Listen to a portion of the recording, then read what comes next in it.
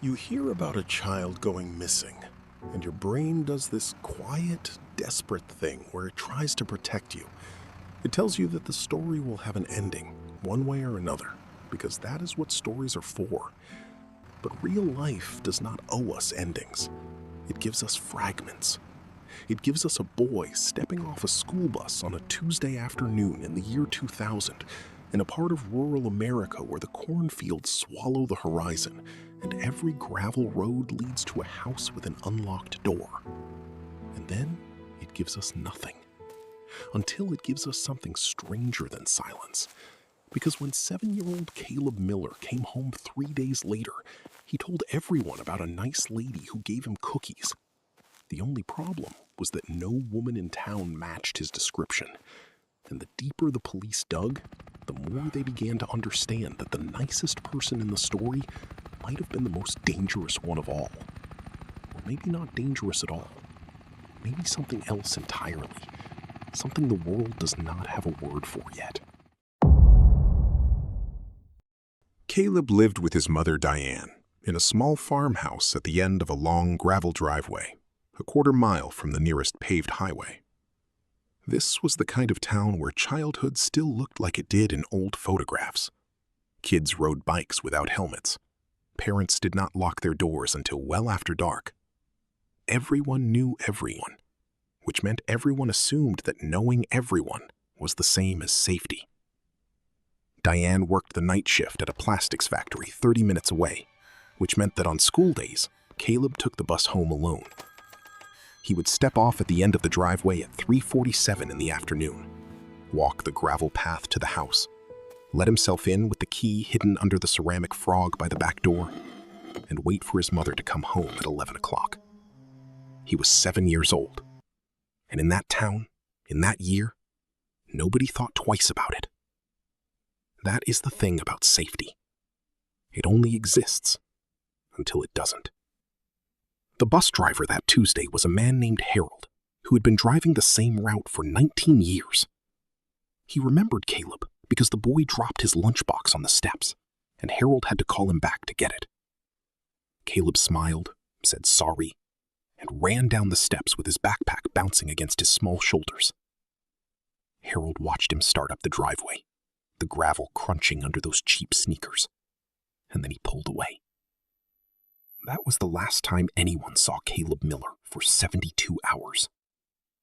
72 hours that felt like 72 years to the woman who would come home to an empty house, a television still glowing with cartoons, and a ceramic frog still guarding a key that was no longer there.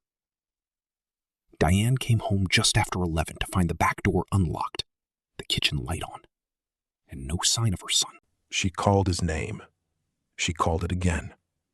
She walked through every room, her boots echoing on the linoleum, and then she called the police at 11:14.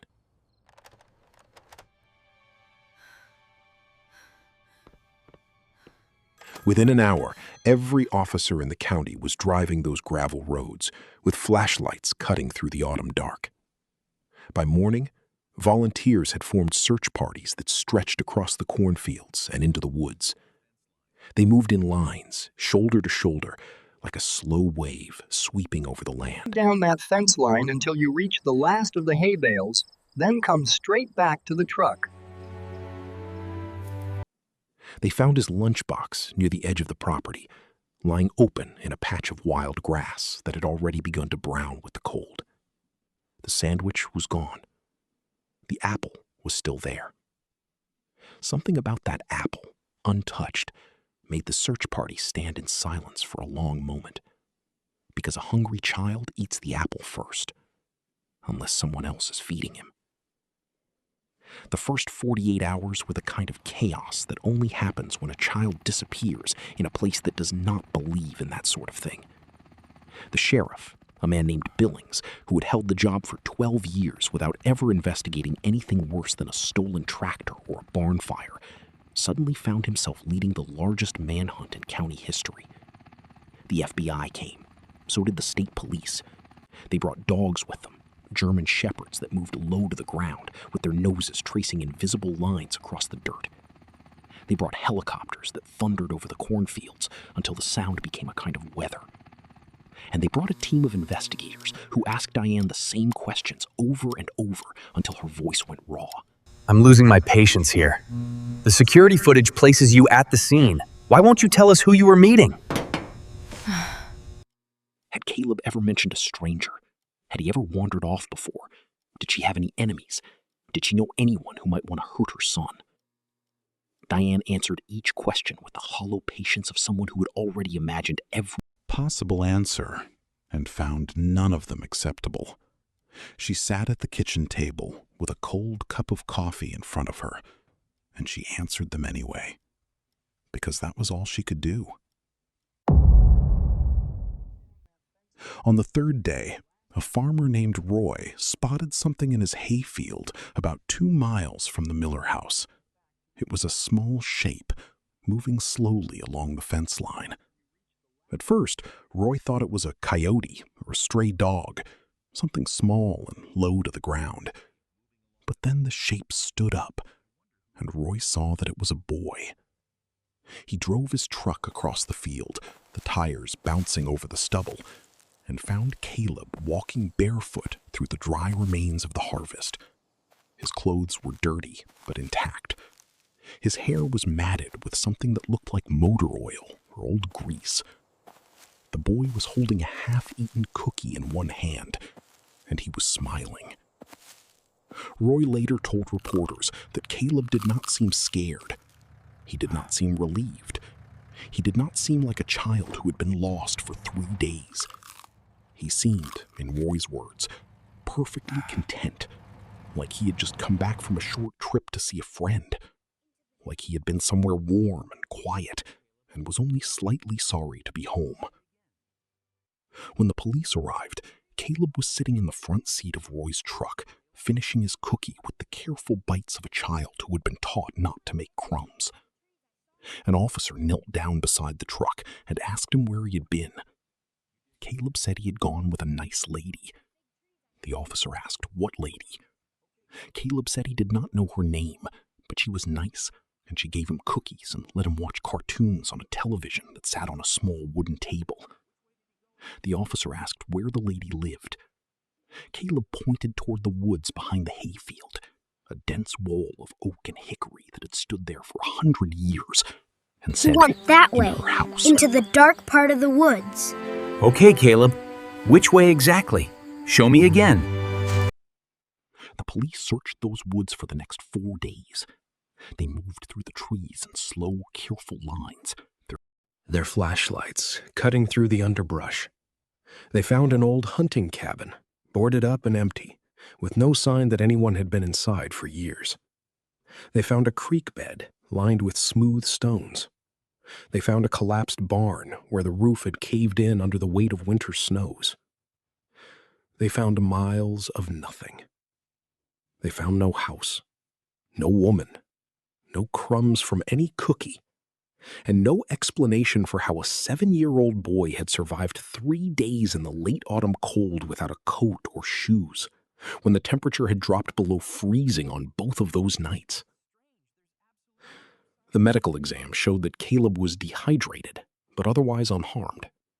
He had no injuries, no scratches, no bruises, no signs of restraint, no evidence of the kind of trauma that investigators had braced themselves to find.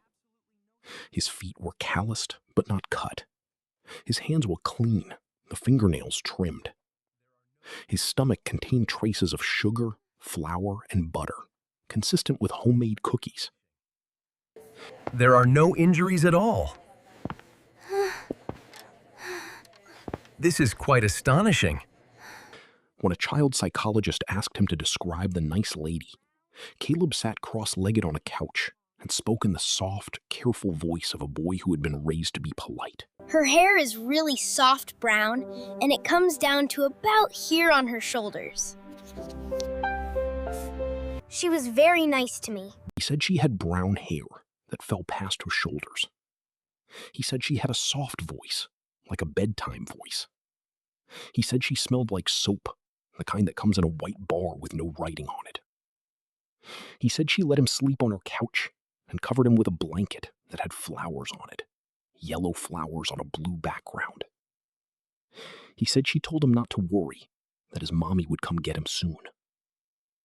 And then he said she walked him to the fence line at the edge of the hayfield and told him to keep walking straight until he saw a truck.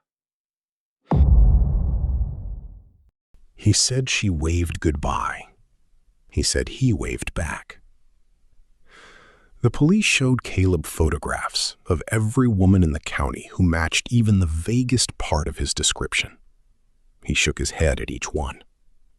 They brought in sketch artists, professional forensic illustrators who had drawn suspects in murder cases and bank robberies. Caleb described a face that was so generic, so lacking in distinctive features, that the final drawing could have been anyone. Oval face, brown eyes, medium-length brown hair parted on the left, no glasses, no scars, no freckles, no jewelry, no distinguishing marks of any kind. The sketch ran on the evening news, and the tip line received over 200 calls. Not one of them led anywhere.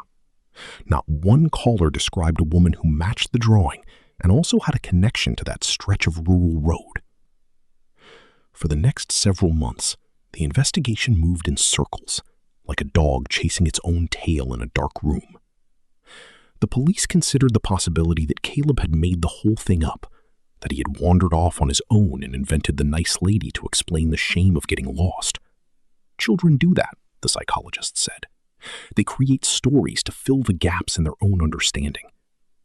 But Caleb was 7, and his story never changed, not once, not in dozens of interviews conducted over the course of nearly a year. He did not seem to be lying. He did not seem to be hiding anything. He did not seem to be performing for the adults in the room. He seemed, to everyone who spoke with him, like a boy who was telling the truth about something that made no sense. And that was perhaps the most unsettling possibility of all, that the nice lady was real, that she existed somewhere in those woods, and that she'd simply decided to remain invisible. Then, 8 months after Caleb came home, a woman named Loretta came forward. She was 52 years old, a grandmother who lived alone on a small property at the edge of the same woods where Caleb had been found. She told the sheriff that she'd not spoken up earlier because she was afraid of looking foolish, but that she had seen something strange on the day Caleb disappeared. She had been driving home from the grocery store, a trip she made every Tuesday, when she passed the Miller driveway and saw a small blue car parked near the gravel road. She remembered it because nobody ever parked there. The road was too narrow, and the shoulder was too soft. The car was not there when she drove back an hour later. She had not thought much of it at the time, but after seeing the news coverage, after hearing about the nice lady and the cookies and the flower blanket, she could not shake the feeling that she should say something. She had carried that feeling for 8 months before it finally outweighed her fear of being dismissed. The police pulled records and found that a blue sedan had been reported stolen from a dealership in the next county 2 days before Caleb vanished. The car was never recovered. The dealership security footage showed a woman stealing the car, but the image was too grainy to make out a face. She was wearing a hat and sunglasses, even though it was an overcast day. She had brown hair visible beneath the hat. She was medium height, medium build. She moved like someone who had done this before, with a calm efficiency that suggested she was not afraid of being caught. The police ran the footage through every enhancement tool they had. They never got a clearer image. They never identified the woman, and they never found the blue car. The case went cold after that. It stayed cold for years. The seasons turned, the corn grew and was harvested and grew again, and the town went back to its quiet rhythms. Caleb grew up. He graduated high school without fanfare, moved to the city for a job that no one in town could name, and never spoke publicly about what happened to him. Reporters came calling every few years, around the anniversary of his disappearance, and he always declined to comment. Diane kept the ceramic frog on her back porch until the day she died. She never moved the key. She never stopped hoping in some quiet and unspoken way that the nice lady would come back and explain herself. The sheriff retired and wrote a memoir that devoted exactly 2 pages to the Caleb Miller case. In those pages, he said that the only thing he knew for certain was that someone had taken that boy and kept him for 3 days, and then let him go. He said he had no idea why. He said he had no idea who. And he said that the one detail that haunted him, the one he could never shake, no matter how many years passed, was the cookies. Because whoever that woman was, she had not hurt Caleb. She had not frightened him. She had fed a scared child homemade cookies. She had covered him with a flour blanket. She had told him not to worry. And then she had sent him home, barefoot but unharmed, with a half-eaten cookie still in his hand. You think about that, and you realize that the most disturbing thing in this story is not the kidnapping. It is not the mystery. It is not the stolen car or the grainy footage or the sketch of a face that could belong to anyone. It is the kindness. Because if she had been cruel, if she had hurt him, the world would know what to do with that. There would be a monster to name, a motive to assign, a villain to hunt. But she was nice. She gave him cookies. She tucked him in with a flour blanket. She smelled like soap. And then she disappeared, leaving behind nothing but a 7-year-old boy who would spend the rest of his life wondering if the nice lady was real, or if he had invented her to survive something he could not bear to remember. And maybe that is the scariest thing of all, the realization that sometimes the people who take us are not the ones we are taught to fear. Sometimes they are the ones who smile. Sometimes they are the ones who smell like soap and speak in bedtime voices and cover us with blankets when we are cold. And sometimes, long after they are gone, long after we've grown up and moved away and stopped talking about what happened, we still cannot decide whether we were lucky to escape or whether we have been lost ever since.